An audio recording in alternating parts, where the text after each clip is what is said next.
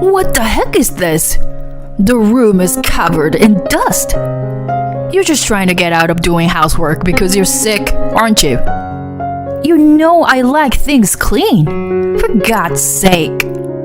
Even if you had to sneak out of the hospital, you should come home and do housework properly. The person I call my husband is probably not a human, but a demon or something.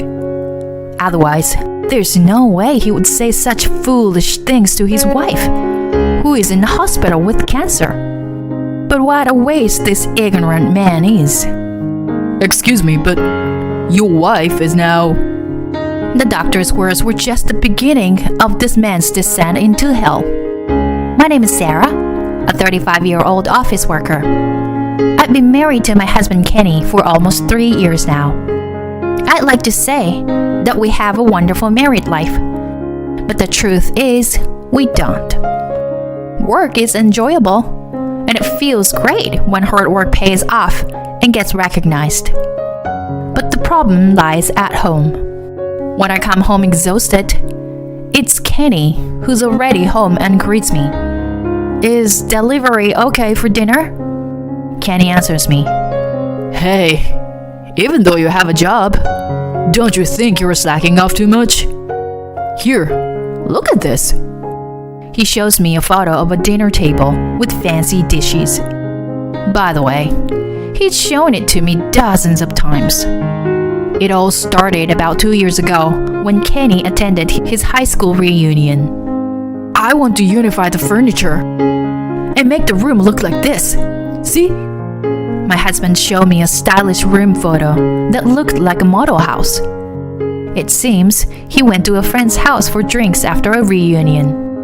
His friend lived in a high-rise condo, and my husband seemed to envy that room.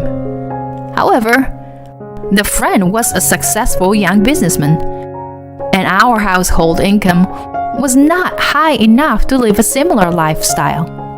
Moreover, my husband said he wanted to move out. He wanted to live in a room that cost twice the rent of our current apartment.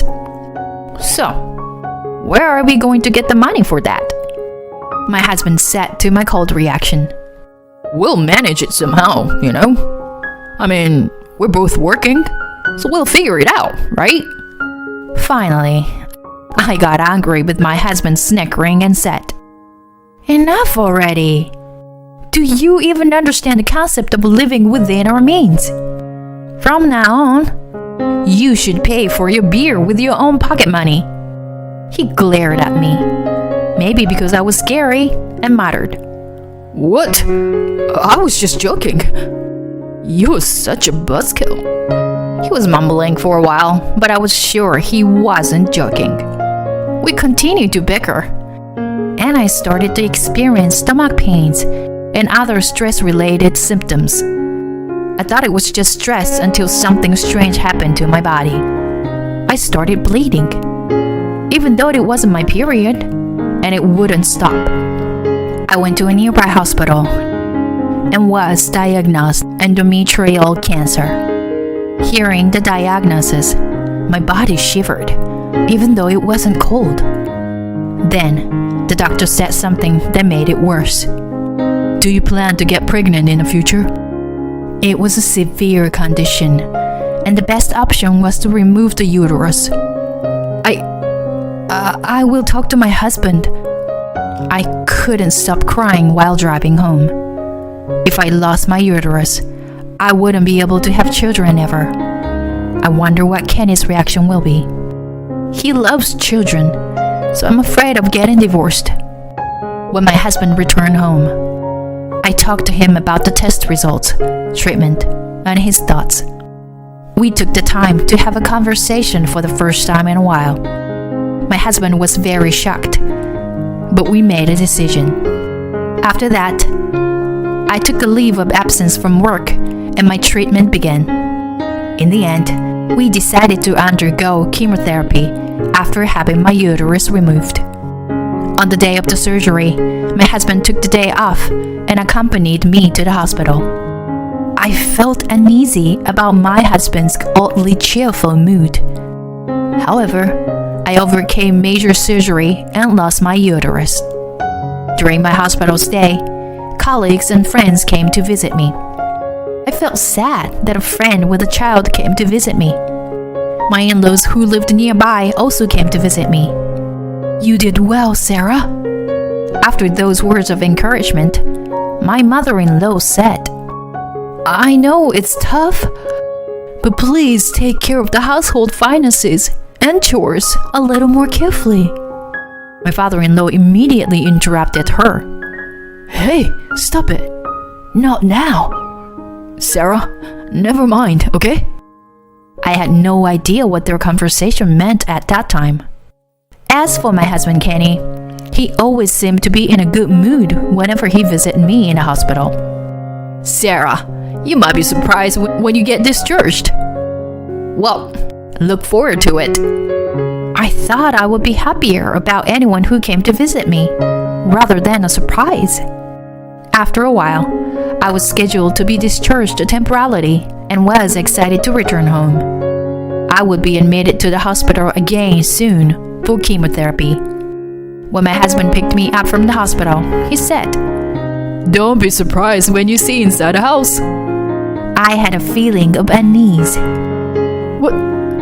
What is this? As soon as I entered the house, I was shocked. The inside of the house had changed drastically from before I was hospitalized. The previously fresh and white themed rooms had turned into a sleek black themed one. The sofa and table that I liked, as well as the rug that was on the floor, were all gone. Everything had been replaced with furniture that my husband liked. What surprised me even more was that all the appliances, including the washing machine and refrigerator, had been replaced with new black ones. I was frozen in shock at the sight. How's that? Pretty amazing, right? I did it all by myself. At my husband's smug remark, I felt like collapsing. I hurried to the bedroom. Once inside, it was clear that it was also completely different from before. My wardrobe. Oh no. Where's my wardrobe? At my words, my husband's face grew anxious. "Oh, that. Sorry. I guess I got carried away and threw it away." My patience finally ran out with my husband's nonchalant chuckling. "What? You threw it away? Don't joke around. Do you remember how important that wardrobe was to me? I told you that, didn't I? Bring it back here now. Give it back." With every shout, my wound throbbed with pain. My husband stayed silent for a moment before speaking. "I said I already threw it away, so there's nothing I can do. You're so annoying." He then stormed out of the room. I collapsed into a sitting position in the now unrecognizable room. I didn't want to cry, but tears flowed down on my face anyway. The truth was that the wardrobe was a precious gift from my mother when I got a job and left home. My parents had divorced when I was in elementary school, and I had lived with my mother ever since. She had passed away in a traffic accident not long after I got married. That wardrobe was an irreplaceable moment of my late mother. Of course, I had told my husband about it many times. Life had been a living hell until my next hospitalization. I had been looking forward to coming home so much, but my husband had been in a bad mood and barely spoke to me since then. Not only that, but he demanded that I do the housework, even though my wounds were still hurting. Don't ask the impossible. I'm in a recovery period, and I need to rest. You should take care of yourself. After that day, my husband began to harass me. He only cared about himself. He would intentionally wash only his own clothes and avoid washing mine. When he brought food, he would eat it in front of me as if flaunting it. I was tired of his childish behavior and didn't have the energy to deal with him. So I turned to my friends for support. On the day of my readmission, my husband did not accompany me to the hospital, and I went alone. Chemotherapy was much harder than I imagined. I was shocked to see my hair falling out day by day, in addition to nausea.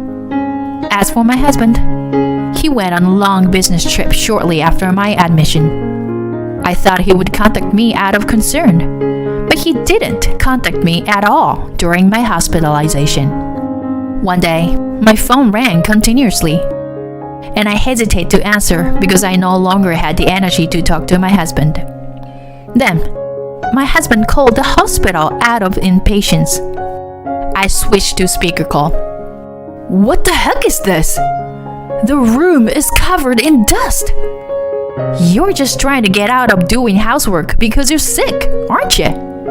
You know I like things clean, for God's sake. Even if you have to sneak out of the hospital, you should come home and do housework properly." The nurse who brought the phone looked tense. Then, the unexpected person who responded to my husband's foolish words was, "Excuse me, but your wife just left the hospital a moment ago and is currently busy with procedures. Can you please not disturb her with nonsense talk?" "What? Who do you think you are to speak like that? You can clean the house yourself. In all my years as a doctor, I've never met such an ignorant person like you. I'm disgusted." The doctor hung up the phone, leaving my husband flustered. Later, the doctor explained to me that he had a doctor and had become emotional, and he apologized for his rudeness. I told him not to worry, and that I planned to divorce my husband anyway. After being discharged, I went to a certain place, and my husband came into the room, looking upset. "Mom, Dad, what are you doing here?" My husband stood there, silently, without offering any words of comfort upon seeing me. My mother-in-law coldly said to him, "We went to pick her up because today was the day of her discharge. Sit down over there, Kenny." My husband's eyes flickered, as if he had something to hide, and he was visibly shaking. "You have something to apologize to Sarah and us, don't you?" My mother-in-law asked my husband, who remained silent. "You asked us for financial assistance, claiming that Sarah spends money recklessly. Was it all lies, wasn't it? Explain." My furious father-in-law's voice echoed through the room. It turned out that my husband had told a very malicious lie. During my second hospitalization, my in-laws told me something. "I know this is not the time to discuss it, Sarah, but we want to make it clear that this will be the last time we lend you money," my mother-in-law told me. I was stunned. "Excuse me? What is this all about?" That was when we first realized that my husband was lying. My in-laws thought it was strange that my husband would come begging for money, even when I was hospitalized. Then he begged them for help with my hospital expenses, claiming that they were too expensive. I immediately knew where my husband's money was going. "If you come to our house, you'll find out right away what Kenny is spending the money on," I told my in-laws, giving them the key to our house. They returned to the hospital, surprised by what they had seen. "I have no intention of continuing to live with your son as a married couple. I'm divorcing him. What I can't forgive the most is that he got rid of the wardrobe my mother gave to me." "What do you mean? The wardrobe? You're saying that Kenny threw away your mother's wardrobe?" "No, I will never forgive him for what he's done to you," I told my mother-in-law, who grasped my hands in tears. "I can't and I won't spend my life with you anymore. I mean, I would slap you right now if I wasn't still recovering. My voice trembled with anger, and my husband retorted, No, divorce is too extreme. You must be happy that your room looks stylish, right? You should be grateful. The house was pitch black and my heart was sinking. We managed our living expenses through joint incomes in my husband's account, while saving for the future in mine. We had saved up for when we had a child. When I was diagnosed with cancer, he had become selfish, thinking that he could use the money however he wanted, since I could no longer bear children. That made me extremely sad. Don't you understand how much I care for you, Sarah? This is wrong. You can't divorce me. I looked at my crying husband with a cold gaze. Then, my mother-in-law, who was sitting next to me, shouted at him. Shut it, Kenny. You treated Sarah so horribly, and you should know that. Even though I lost my hair and weight, you, Kenny, haven't shown any concern for me. You've only been thinking about protecting yourself. I can't be with someone like that anymore. My husband remained silent, hanging his head. After a while, we divorced. Thanks to the effort to my ex-in-laws, the division of property were in my favor. My ex-husband reluctantly repaid the money he had borrowed from his parents, a sum of $30,000. Although we had just finished remodeling our house, my ex-husband couldn't afford to live there alone on his salary and decided to move out.